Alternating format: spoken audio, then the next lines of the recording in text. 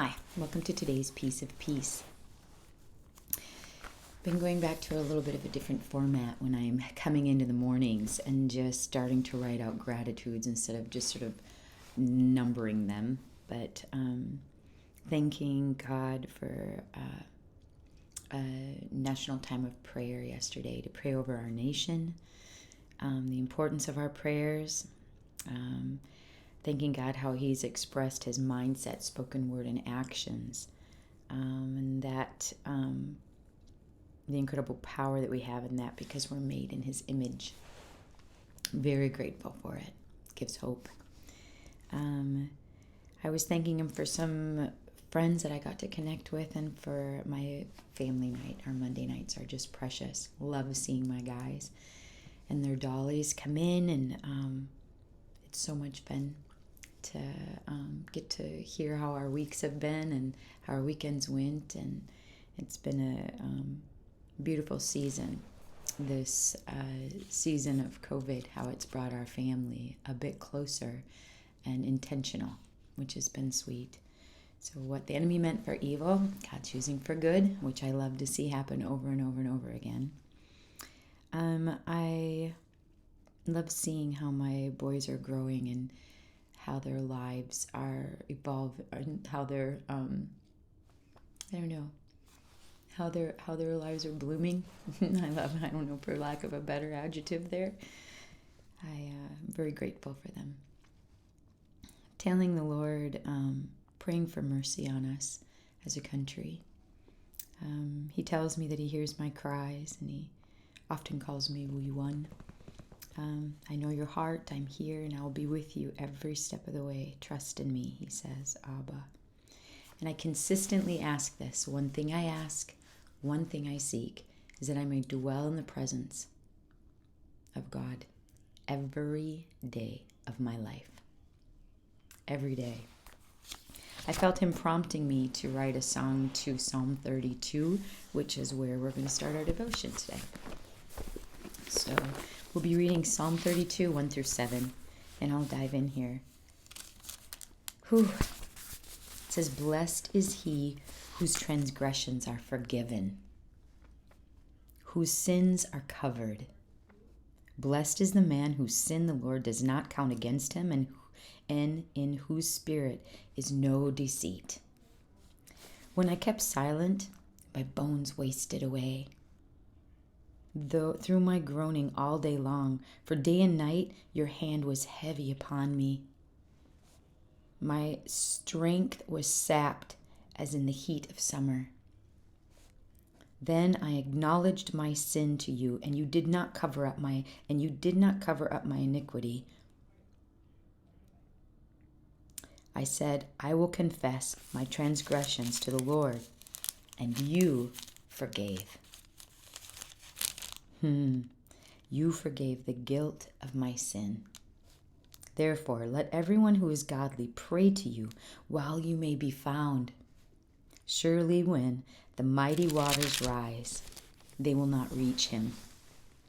You are my hiding place.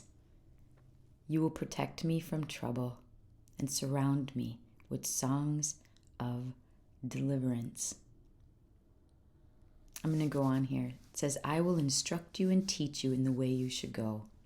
I will counsel you and watch over you.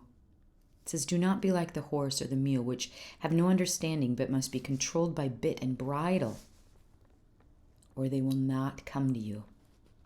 10 says, many are the woes of the wicked, but the Lord's unfailing love surrounds the man who trusts in him. And then he has a charge. Rejoice in the Lord and be glad, you righteous. Sing, all you who are upright in heart. David wrote this psalm after going through an incredible season of sexual immorality with Bathsheba and having her husband killed in the front lines of battle. David, the one who God says is a man after God's own heart. So, how does that correlate to us? So in the midst of reading this, I started pondering about all of the choices I've made in my life before knowing Jesus, after finding Jesus, and resting in those words that says, blessed is he whose transgressions are forgiven. That would be me. That brought me into the devotion written by Arthur Jackson. This is out of Our Daily Bread. You can download that app. You can order these books online. It says, blessed is the one whose transgressions are forgiven, whose sins are covered. Thank you, Jesus. He titles it The Triumph of Forgiveness. It says, Mac, having struggled with drug abuse and sexual sin, was desperate. Relationships he valued were in disarray, and his conscience was beating him up. In his misery, he found himself unannounced at a church asking to speak with a pastor. There he found relief in sharing his complicated story and in hearing about God's mercy and forgiveness. Psalm 32 is believed to have been composed by David after his sexual sin. He compounded his wrongdoing by devising a sinister strategy that resulted in the death of a woman's husband. While these ugly incidences were behind him, the effects of his actions remained. And isn't that often true with us? That we can put things aside and the effects of them remain in our lives. Our choices have consequences. All of our choices have consequences. Psalm 32, 3 and 4 describes the deep struggle he experienced before acknowledging the ugliness of his deeds. Have you ever been in a place where before confessing something? I remember hearing this from a teacher that, or a psychologist that I did work with in some conferences we did. To the degree that you keep a secret is to the degree that you block intimacy. To the degree that we keep a secret, if we think God doesn't know what we're doing, is to the degree that we will block intimacy with him. The minute we open up and start confessing our sin, he's faithful to forgive us. That's interesting. But the enemy loves to keep us locked up in a darkness and have that heavy weight on us to try to act as if that isn't happening in our lives, and yet it is. And the simple key to get through is to bring it into the light and talk to God about it. Simple. And his love comes in, because what's in the light can be dealt with, healed, made whole. It's like having a big wound. You keep it covered and it can stay infected. It cannot heal. The minute you get it into the daylight, the minute you get it into the open air, it starts to heal. And that's the same with our sin, our injuries of our sin. The minute we bring them into the light, the Lord can heal them. While they're still in the dark, the enemy has a heyday with assumptions and accusations and condemnations.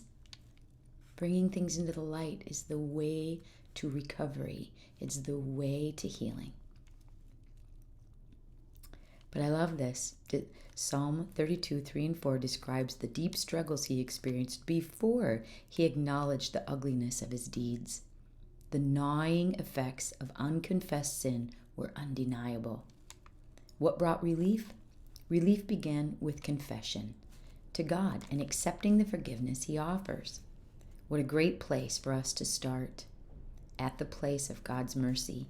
And when we say or do things that cause hurt and harm to ourselves and to others, the guilt of our sin need not be permanent. There's one whose arms are open wide to receive us when we acknowledge our wrongs and seek his forgiveness. He says in Thessalonians 7:14, 2 Chronicles 7:14. Knew it wasn't Thessalonians. 2 Chronicles 7:14. He says, if my people will humble themselves and pray, seek my face, turn from their wicked ways,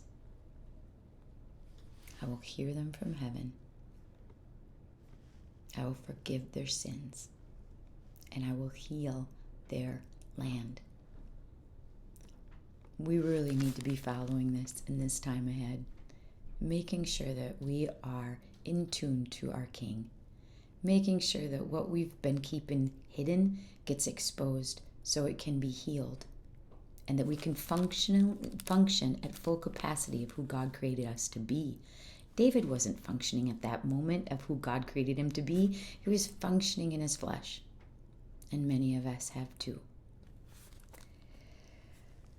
But there's a way through. There's one whose arms are open wide to receive us when we acknowledge our wrongs and seek his forgiveness. We can join the chorus of those who sing, "Blessed is the one whose transgressions are forgiven and whose sins are covered." Arthur's charge is this: where do you run when you find yourself burdened by something you've done or said? When someone comes to you who's struggling with guilt, how do you advise them? And his prayer is this: Father, forgive me for the times when temptation has won in my life. Help me always to run to you for forgiveness and to seek the forgiveness of others when needed. The Lord brought me down a road this morning of just remembering all the things that he has forgiven. And I got to sit in that gratitude of being redeemed because of Jesus. It was huge. And if you're stuck in that darkness, open it up into the light, because the only way to healing is to confession. And it sounds scary, and you might think that this dark thing in your life is better than what God has to offer, but I'm here to tell you that that's not true. That's a lie. He has much more for us, much more for us. And it's much better than what any temptation the enemy has to offer. So, whatever your struggles are, expose them, get them into the light, and let God's healing come over that. November 10th is today, and I'm reading out of Now Jesus Calling, Sarah Young's book. Download that app, order her book online. She writes from the perspective of God speaking to us. Today says this: focus your entire being on my living presence. I am most assuredly with you, enveloping you in my love and peace. While you relax in my presence, I'm molding your mind and cleansing your heart. This is good. I am recreating you into the one I designed you to be. How poignant for what he was talking about in the Psalms today. Confess, because he is recreating you into the one he designed you to be. His perspective to us again: as you move from stillness into the activities of your day, do not relinquish your attentiveness to me. If something troubles you, talk it over with me. If you get bored with what you're doing, fill the time with prayer and praise. When someone irritates you, don't let your thoughts linger on that person's faults. Gently nudge your mind back to me. Every moment is precious if you keep your focus on me. Any day can be a good day because my presence permeates all time. There's a lot of challenges in today's reading and devotion, but I pray that in your opening up to your King, grabbing your thoughts, your spoken word, and your actions, and lining them in agreement with God's reality, God's perspective on earth as it is in heaven. Keep remembering that. Put it on your windows, put it on your mirrors in the bathroom, on earth as it is in heaven, every day. Live on earth as it is in heaven, including Jesus into all of your dialogue, inward and outward. Be with him, stay attentive to him, stay close to him, on earth as it is in heaven. And that's our piece of peace today. God bless you.